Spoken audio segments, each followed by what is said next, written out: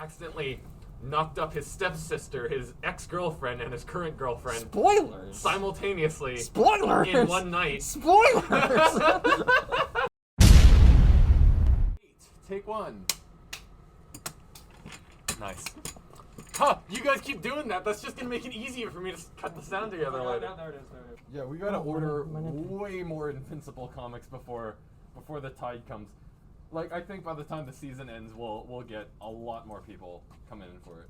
It came out in 2006, by the way, but 2006, my God. My God. yeah. Okay. See that Marvel is decoupling from. Yeah, Diamond. the whole Marvel decoupling from Diamond. I mean, I think when DC left, there really were only two choices. It was either they were going to come crawling back after a year or two because their lunar distribution or whatever crapped out on them, Yeah. or Marvel was going to leave too. Yeah. And lo and behold. I mean, end of an era, Diamond Comics has been the supplier for comic shops for time immemorial. I've worked at like 6-7 shops, and it's always been Diamond. So it's really strange to see what's going to happen with Marvel now, especially because it's going to be a pain in the butt. Although, what with them partnering with Penguin, and I think DC also partners with Penguin, I think we might also see a lot of stores just go full-on graphic novels and not really touch single issues anymore, especially with the way DC's increasing prices for single issues. It costs $8 Canadian for an issue of Superman now. Like 20 pages or whatever? I think it was like 35, but yeah, like $8 for a 35 or 36 page comic. That's pretty Insane? steep. Yeah, I know. So do you know much about Invincible? I know nothing. Okay. So Invincible is written by Robert Kirkman, so like he's done, Walking Dead. He currently does Firepower, which I really, really like. Nice. Yeah, have you checked out Firepower? I have. Okay, I really like Firepower. It's like Jackie Chan Adventures, but a little more serious.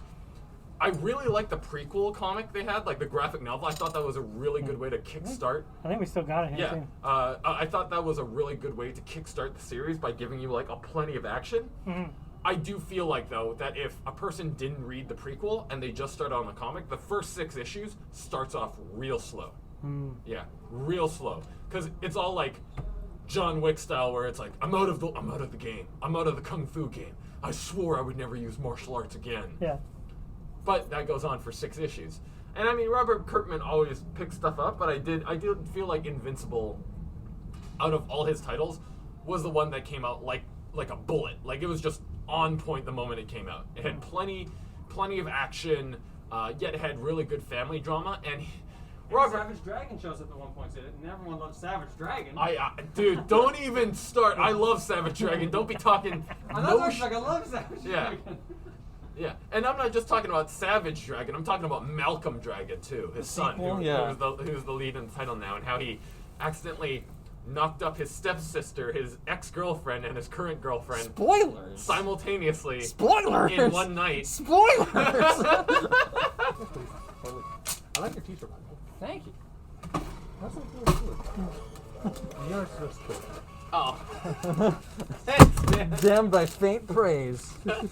Well done, Hyacinth. We got him again. Ooh, you. Loud shirt wearing. You should have known when it was us Don't here. get the attention. Yeah. You should have known when you were coming into our store. How many times do we have to teach you this lesson, old man? Yours is like, it looks I'm just plain old black shirt and black. It was Looks like a dark brown. Yeah. nothing to be ashamed about. You feel a little I wasn't feeling ashamed, and now I am feeling ashamed. Gosh, knife in the heart, man. Spoiler warning.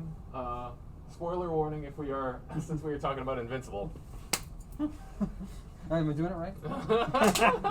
Invincible is basically about the son of Superman. It's like Superboy, and Superman, or Omni-Man in this context, has been the most powerful superhero and defender of Earth for years now. And he's grown up knowing this, and knowing that someday when he becomes an adult, he'll get powers like his dad's. And so the first volume takes place with him, and he just gets his powers. Invincible is a coming-of-age story, at least for the first few volumes, and it's about him getting his powers and getting a costume, trying to figure things out, trying to, join superhero teams, figure out the politics between that and how superheroes work with the government and stuff. Trying to go to college, etc., etc. But what I loved about Invincible was that because it wasn't a corporate Big Two title, and I love that Robert Kirkman would take a few pages out of like every other issue to talk smack about how generic corporate like superhero titles are, but he decides to keep switching it up. So so Invincible actually takes place over the course of this character of Invincible's life, and so it goes from coming of age story to like almost like a war story to a story about him being a father and raising kids. It actually jumps through these huge time lapses, but it also tells his story from the age of 15 up to like the age of like 100. Okay. Yeah, it's really good. But what was different about it was that Robert Kirkman started out as very much largely a PG-13 title. There wasn't much swearing. It was your typical superhero comic, I'll bet with a bit more mature tones and themes in the story. But then, like 4 or 5 volumes in, man, the violence just gets cranked up by about 1,000%, and it is very clear at that point that this comic is no longer for teenagers or children. But they're crazy characters. Like one of my favorites is Battle Beast, who is a warrior from a planet of lions, and how he built this planet, the civilization, into a utopia because he just wiped out any challengers that dare threaten it. So did he get beaten by like a guy with just like a wood-flavored rub sign on his chest? So I'm No. making a reference to the Battle Beasts toy line of like 1984. I'm so sorry. Okay, I have no idea what you're saying. There's just a fight in Invincible between him and one other character that I actually can't spoil because I want you to see it on the cartoon if you do watch it. But that fight legit lasts for days. Like a week and a half of fighting, I think. I love that because Robert Kirkman is executive producing it. There's a lot of, I would say, filler in it, but that filler is actually amazing filler. It's not like anime filler where they just have a flashback to 5 minutes ago. Like that fight scene that I showed you guys earlier. That was filler. So like filler like hot wings instead of filler like rice. Got it. Yeah. You talking smack about rice? I don't even eat hot wings anymore. I'm not talking smack about rice. Why can't you eat hot wings anymore? I haven't eaten meat since the start of this year. Oh, really? Well, I eat fish. I'm pescatarian. No. Pescapalian or whatever. Pescatarian. Presbyterian. You only eat Mormons? Yeah. I think it does a really good job of recapturing the youth of a lot of people that are older now, like us. Yeah. That sense of wonder that Justice League and Batman the Animated Series gave us. Wow. Cool.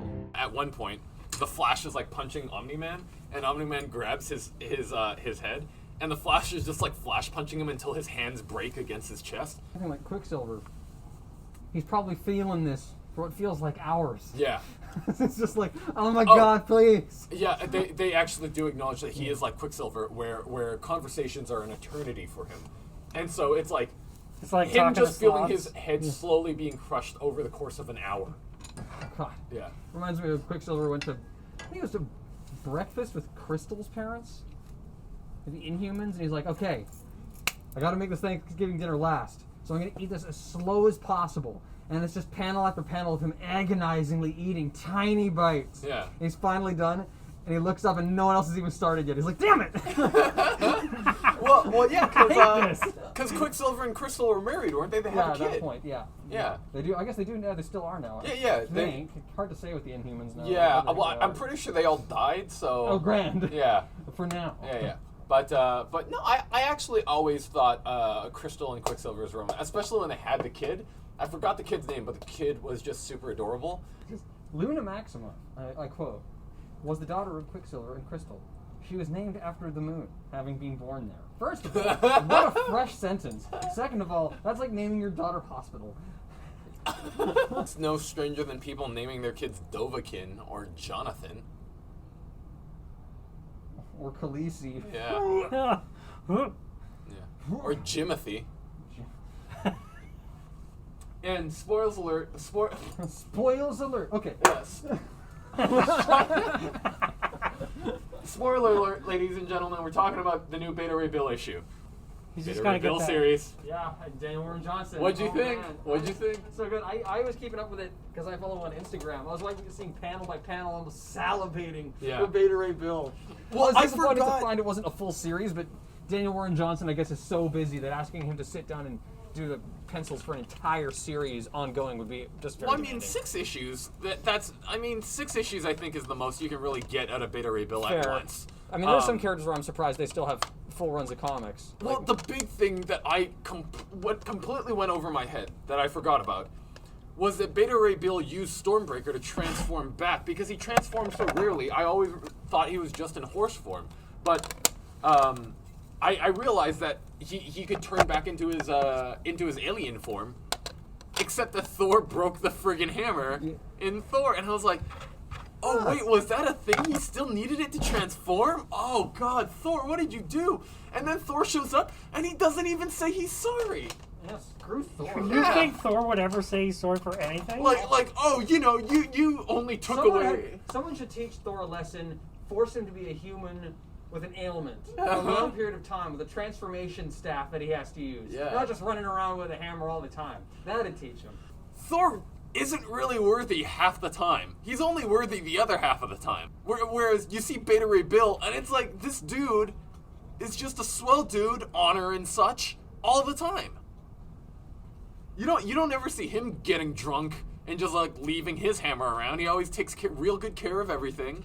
That one part where Thor's not there and they gotta fight that Fin Fang Foom thing. They gotta fight Fin Fang Foom. I was like, is that who I think it is? Yeah.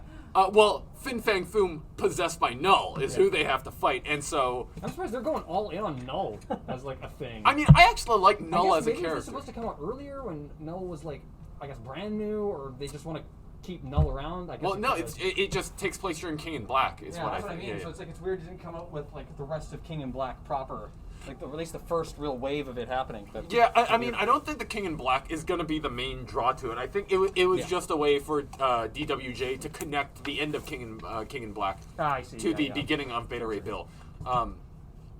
But that one part where he saves Sif, right? And then later on in the banquet, Sif's like, oh, looks like you owe me 2 drinks, and goes, and, you know, Beta Ray Bill, he's about to get laid. And then Sif realizes, like, oh, he can't transform out of horse form. Rip. Sorry. I mean, you know, their entire godlike subspecies seems to be built around using weapons and peripherals. I'm certain they could have worked something out. Yeah. Oh, so good. God, Yeah. I love his Oh. splash pages. Seeing these panels like in progress when he's working on them is just a treat. Honestly, he's so good. Yeah. I feel like his art, more than any other currently in the field, is like the most like someone who doodles metal pictures in the margins of their high school textbooks in the best possible way. Yeah. Like he has all that energy in his art. Like his is not because whenever I He ink my crossed over drawings, with Yamato. yeah, there it is, Space Battleship Yamato. He probably would, but like I feel like unlike at least when I do my art and I ink it, it looks like crap and loses all of its energy. His it like gets more somehow. He's magic. He also I don't know how he does it because Bill has a pretty unusual looking face with not a lot of detail, and he makes when he looks sad, he looks crestfallen. I feel Yeah. so bad for Bill. Yeah, I like the way he draws Bill when he looks dejected because he knows he's like an ugly space horse. Not that I think that, just that Sif thinks Yes. that. Man, that got me. Like that look where it's like, please, Sif, I understand. I know what I look like. And he looks in the mirror, and my heart broke a little bit for him. Is this controversial? Ben Grimm, but cool. I'm just saying that in case my brother ever sees this because his favorite character is the Thing. Look, Beta Ray Bill is one of the most, not underrated, one of the most underappreciated characters in context of superheroes. Like, nobody ever thanks Beta Ray Bill for anything, yet when he had Stormbreaker, he was one of the most powerful superheroes in the galaxy. And unlike the Avengers and their Earth first policies, Beta Ray Bill, like, flew around to, like, planets all the time, like, on a schedule to make sure they were all good. What a guy. Yeah, what a guy. What Far a more worthy of magical hammers than a certain blonde Asgardian. Let's just make Bill the actual Thor again and turn Thor back into a frog. I just found out that Kamen Rider Ruki is getting, like, I guess it's a dub and proper release along with Zeo, which, like, Kamen Rider does not get the same kind of releases out here. And Rookie was my favorite one. It ain't perfect, but Highlander meets Battle Royale with guys with transforming belts pretty much hits all of my curves. I mean, that's pretty much the ideal series for me. Well, have you ever seen Shin Godzilla? Oh yeah, love it. Did you hear that he announced his next movie and it's going to be Shin Kamen Rider? Yeah, not to be confused with Kamen Rider Shin. Yeah. That's an actual movie. Jesus.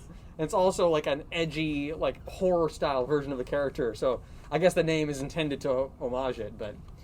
And there was also Shin Ultraman. Yeah. Hideaki Anno as well. And I'm like, what does Shin mean? Because in my mind, True. all I know now is just Shin just means darker and grittier. Basically, it means like true, fully realized, Ah. absolute. It's like Shin Akuma from Street Fighter. It's Akuma with all the powers turned up to 11. I see.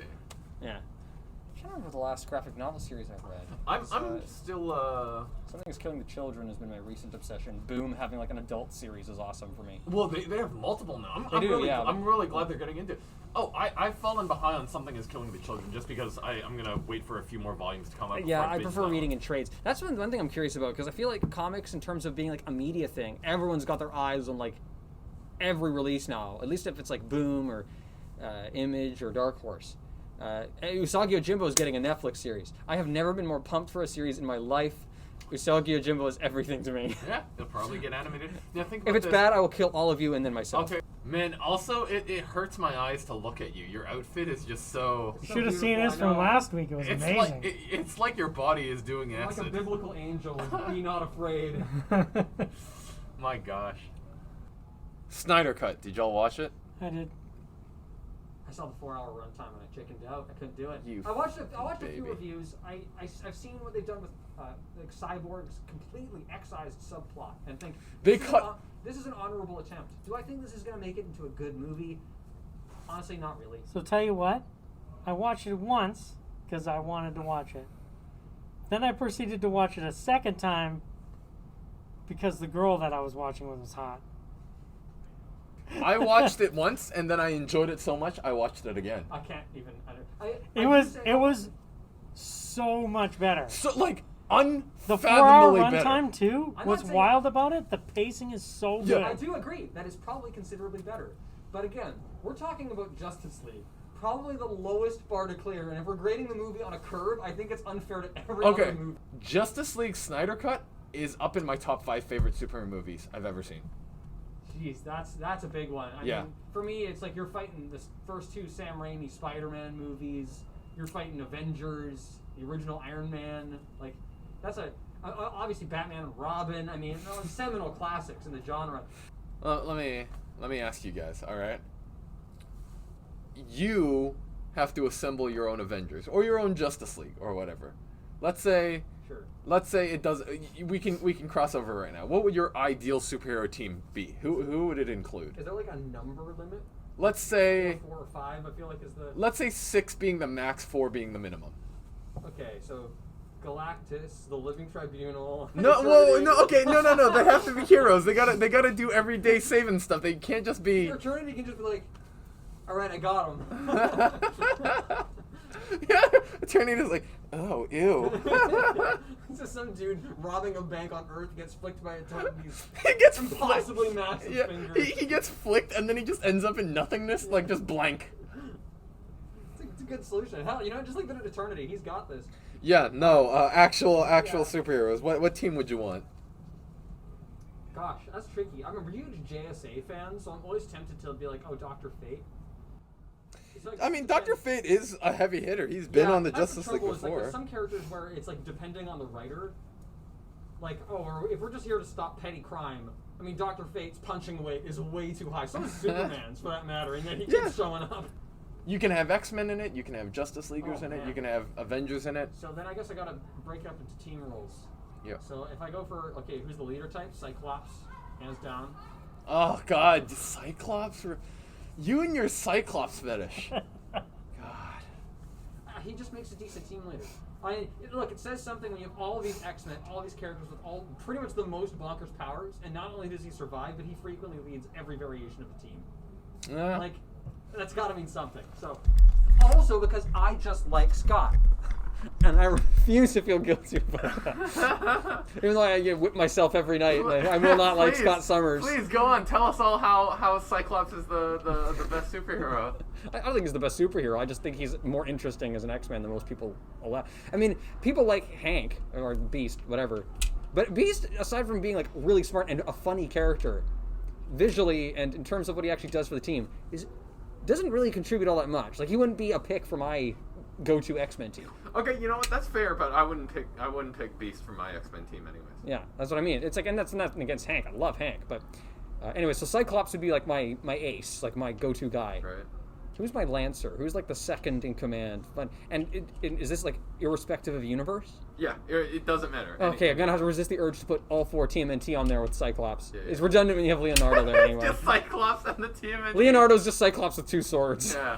And he's not even my favorite turtle, which says. Also, they don't actually. I mean, their powers is that they're slightly above average strength because they're giant turtles, but then. Even then, they're still basically normal. They're basically just green humans who've got I mean, ninjutsu Batman training from a 1v4'd them during the crossover. So that was actually going to be one of my other ones. Is that if like Cyclops is a field commander, you need someone who's like the actual team tactician and smart mouth. You got to have your Falco. Right. I think it would be Neil Adams as Batman, like Okay. that era of like actual detective, not Bat God Batman. Okay. Someone who's like down to earth, isn't super powered, has the team's money, like the Iron Man or the Forge type character. To me, that's Batman. Okay. A Batman who could actually get beat up by a thug with a chair. Okay, so Cyclops, Batman. So it's, for me, I think it's got to be like a lower power team, because like, if I throw Dr. Fate on there, it's like, why do you even need a smart guy when you've got Dr. Fate who can just be like, okay, I just made the chair you need. Who else would they? So then you need like a big guy, a fragile speedster, and then like the team heart. Yeah. Who's my favorite big guy? I'm a big Thing fan, as much as I crap talk him for my brother's sake. I feel like Juggernaut would actually be really interesting. Juggernaut's a good guy right now. Yeah, well, that's what I mean. Like, when Juggernaut's actually like that, too, he just, I don't know, he spices up the team dynamic. He's got some relationship with Cyclops, sort of. Yeah. Who used to be an X-Men villain, even though he's not, like, a mutant at all. Okay. So I can't think of anyone else who can really match the Juggernaut pound for pound in terms of being, like, a team big guy. Yeah, fair enough. Like, Colossus, maybe Hulk. But I feel like Hulk is too much of a variable in the same way Venom feels like too much of a variable. Yeah. So yeah, Cyclops, Juggernaut, Batman. Batman. Okay, I should even it out with another DC character and then go for like an independent. So who would I pick for? See, the Speedster thing, I'm just gonna end up picking X-Men characters, like, because Quicksilver to me is more interesting than the Flash. I don't even know if that's controversial. But man, he's not a good team player. No, Because Quicksilver's he is a dick, too. enormous jerk. Yeah. Like, and all he would do is make Juggernaut angry. I'm like, okay, so that's an what we call in the magic community a non-bow. Well, what else would I do for a? Yeah, I guess you don't really need a speedster type. You need like a specialist. Yeah. I guess Batman is that to some extent. But you don't want to get put. Oh, Shazam. I mean, Shazam is practically a whole team by himself. He just brings the family along, and suddenly you've got a team of 5. No, you just get Shazam. You don't get the rest of the family. They're busy doing family stuff. Yeah, fair. Yeah. Like they're busy preparing, down dinner that night or something. So it's like, Yeah. okay, there's only Billy available today. Yeah, exactly. Billy makes a good team heart, actually. Yeah, 'Cause he, Billy I don't know, does. he naturalizes a team really well. Same Plus, reason he's I young, like- so he keeps the team moral. From, That's what I mean. from Yeah, doing like anything too dark. So I mean, Shazam is like probably up there for my favorite DC character. I just think he's so underexplored too. Yeah. I got nothing against the Marvel family or whatever, but I always felt like there's so much you can do with Shazam that putting him in like a team book as his core book dilutes the character a lot. Yeah. So like throwing him in this team, that'd be great. Okay, Make him so a you got protagonist. Batman, Cyclops, Shazam, Juggernaut. Juggernauts, yeah. So You got one or God, two that more. is weird. That is a weird team. I mean, that's a pretty well-rounded team. If I get one more option for like a speedster type, and it's just me in like a my taste thing, it would be Spider-Girl. Spider-Girl is the speedster? Yeah. I don't need an actual super speed character, but you need like a high speed specialist. Yeah, you do need She's your somebody- agility, mobility character. Yeah, you know what I mean? okay, fair I also just really like May. And she, at least in MC2, did team with Juggernaut's kid. Yes. Although yes. I don't even know if, what was his name? Kane Marco? If Kane is even canon. Well, But I'm just Kane gonna take- Marco's Juggernaut's name, not Yeah, well, Juggernaut's son. Isn't it Kane? No, Kane Marco. Well, what was his son's name?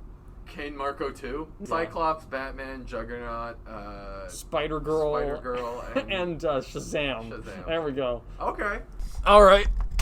You go. Oh, I don't have any opinion Oh, okay. for this. I don't know. His is too good. Who would mine be? Jeez. For the leader, I would put Batman just because you got to have a money type. You got to have a money type. It works for Iron Man. Yeah. You got to need someone to pay for everything. So, Batman definitely, especially the same, be the detective or the field, or like the comms kind of leader. Yeah. But then you know what? Then I'd actually go. I'm gonna go a little alternative here. Okay.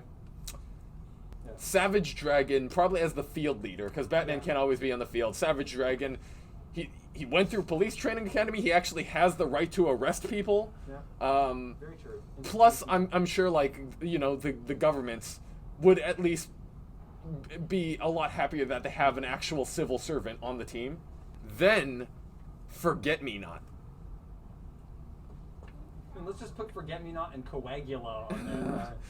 Hey, listen, Forget-Me-Not. See, here's the thing. I was just saying how I have Savage Dragon on the field and kind of as the face of the team because he has qualified immunity. He's an actual cop. He can arrest people.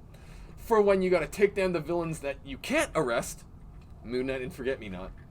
Especially because Moon Knight. Oh, I love Moon Knight. That's a good choice. Yeah, especially because then they'll go in, Forget-Me-Not will go murder a bunch of people nobody will even remember, and then Moon Knight comes in, cuts off Why that. do you even need Savage Dragon if you just have Forget-Me-Not? Make everyone forget. she makes them think it was like a standard arrest. No. They're just a bunch of traffic cops who are actually killing. Well, no, I'm supervillains. simply saying it's like, when they got to do a big team thing for the news. You have Savage Dragon front and center. Everybody doesn't question it. When you gotta deal with the hush hush, send Forget-Me-Not in, murders them. Nobody remembers. Nobody remembers he did that. Nobody can prove anything. Sure. Or Moon Knight, go in if you need to threaten them a little bit. Moon Knight, go in, find the villain, cut his face off, wear it. Be like, I'll come back for your life if you don't stop it. That's something I didn't consider. I guess Batman was the one in mind, which is like your Team Wolverine, the one guy who can have like a solo adventure and the rest of the team is indisposed. Moon Knight is that guy. Yeah. Well, that's the thing. I want like a deep cover Spec Ops guy, and sure you can have Black Widow, or you can have. Well, yeah, but then Taskmaster is also kind of a dick, and he'll motivated by money. So the bad guys are like, "Here's a stack of bills." Like, all right, sorry guys, I'm on this side now. Yeah, exactly. Guys, you're being driven by your mastery of tasks for money. Yeah, he's too much of a liability. Whereas like Moon Knight and Forget-Me-Not, I have to send him in when I need like a hitman, basically. When it's like this guy controls too much clout to actually be persecuted, he just needs to be gone. Forget-Me-Not, go in, stab him, nobody remembers. No problems with Kingpin with this sort of arrangement. Yeah, exactly. Because you can't send Kingpin to jail. He's just gonna break out. So nip it in the bud. Okay. Same with Moon Knight, where it's like. It needs to be quiet, but it also needs to be known. It can't be like Forget-Me-Not where they don't know who did it. It's like, you guys know it was us. You guys just can't prove that it was us. Next, Daredevil, because I'm going to need a lawyer for all... I was going to say Daredevil. He was just a lawyer, a cop. Yeah, Daredevil, because I'm gonna need a lawyer for all the impending lawsuits and income. It's like Moon Knight cut off the faces of 47 henchmen. It's like, yeah, they were henchmen, and it's like, goes in front of Your Honor, honorable jury, this is Chewbacca. Random bullshit go. You know what? I take that back. Daredevil is not on the team. Matt Murdock is on the team. He's the auxiliary member. Yeah, yeah. You know what? Oh, he's got She-Hulk then. She's got the degree. Oh, Not right now. She's probably not that great at it, but like pre. You know what? Smart lawyer She-Hulk. You know what? Yeah, I take that back. Then you get a little sexual tension with her and Savage Dragon, where it's like, I feel like we're very similar characters. You know what? I like that. You know what? Matt, you're out. Yeah, She-Hulk, she's in. She'll be the lawyer and another heavy hitter, so we got Savage Dragon and that. And then, you're right, I do need... someone that can be thrown by one of the two big guys. So Puck is the obvious choice. Well, actually, I kid you not. I was actually going to say Puck as my last answer, just because you got to have a Canadian on there. Oh, and Deadpool's too. He's too mainstream now. I wanted like some guy to truly represent Canada, and what better than a 4 foot tall French Canadian man? So I got that, but you know, I'm gonna throw. The theme is super strength with institutional privileges. Yeah, exactly. It's like this team is immune to red tape. Yeah, Like, exactly. I can cut right through it. Think of all the possible plot lines you're cutting away with this nonsense. There's a guy we can't arrest. He just happens to die, and if anybody accuses us allegedly of that murder, well, then we have a full legal team on standby and a cop with qualified immunity. This is just turning into a legal drama with superhero characters in it. And I was about to talk smack, but I say that, and She-Hulk's run as a lawyer was like one of my favorite runs in comics. Yeah. It was so funny. Yeah.